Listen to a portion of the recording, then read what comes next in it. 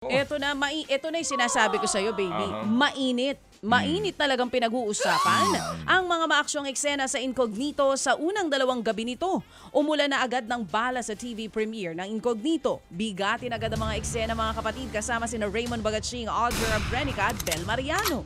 Ang pagdukot sa karakter ni Bel ang magiging dahilan ng pagkakabuo ng Incognito.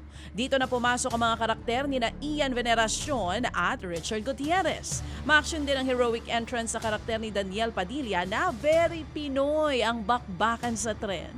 Bonus pang pangmalakasang soundtrack na Liwanag sa Dilim na inawit naman ni SB19 Pablo. Mapapanood niyo pong Incognito, mga kapatid, dito sa TV5. 8:45 po yan ng gabi, Lunes hanggang Biyernes. Samantala po naman, hindi po naman nagpahuli sa aksyon ng Batang Quiapo.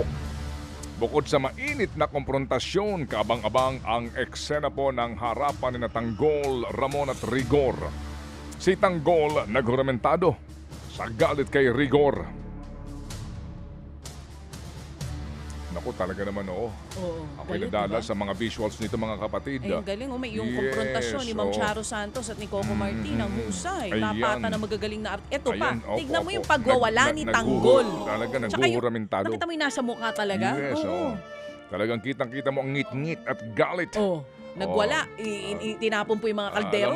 Alam mo, walang audio to pero ang dialogue niya, alam mo kung ano? Sige nga, lagyan mo ng dialogue. Kayo talaga! Nabudol na kayo! Wala pa kayo kadala-dala! O sige, ituloy mo lang. Ituloy mo, hindi pa siya talos magkaray. Ayun yun, Oo. Kayo, ikaw na nagbibin... Parang si Marco yung nagwawala. Abangan po mamaya ang pagtutuos ni Tanggol at Rigor sa Batang Quiapo, alas 8 ng gabi sa TV5.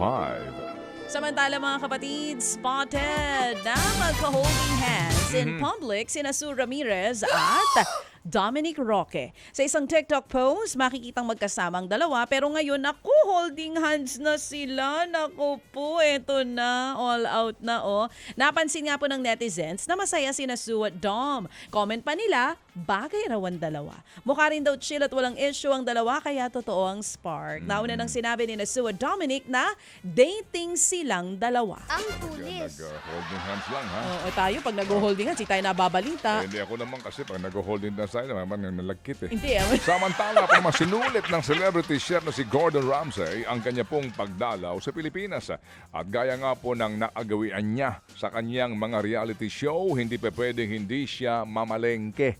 Dahil po sa... Parang nalungkot siya sa palengke. Dahil po Ganun yung Michelin itsura. star chef siya, Na laging mahalan. fresh na produkto po ang hanap ni Chef Gordon. Yes! Nilibot lamang po niya ang mga stalls ng seafood sa Cubao. Hindi siya namalengke. Oo. Nag-inspection lang siya. Correct. Tinignan niya kung gaano kamahal ang Yes, presyo. nag-food trip din po siya doon. Ayan. Punta ho kayong Divisoria. Oo. Pero ingat ka, baka madulas ka. Sa Divisoria. Ang lagkit ng... Okay, sige. Ito naman. Oo. Tuloy mo na. Bibisita po sa Pilipinas si Shiny member Minho para sa isang concert. Gaganapin daw sa New Frontier Theater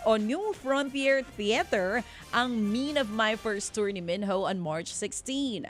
Magkakaroon ng pre-sale para sa Shiny World membership holders on January 31 habang ang general ticket selling ay sa Feb 1. January 2023 pa huling bumisita sa Pinas si Minho para sa isang fan meet.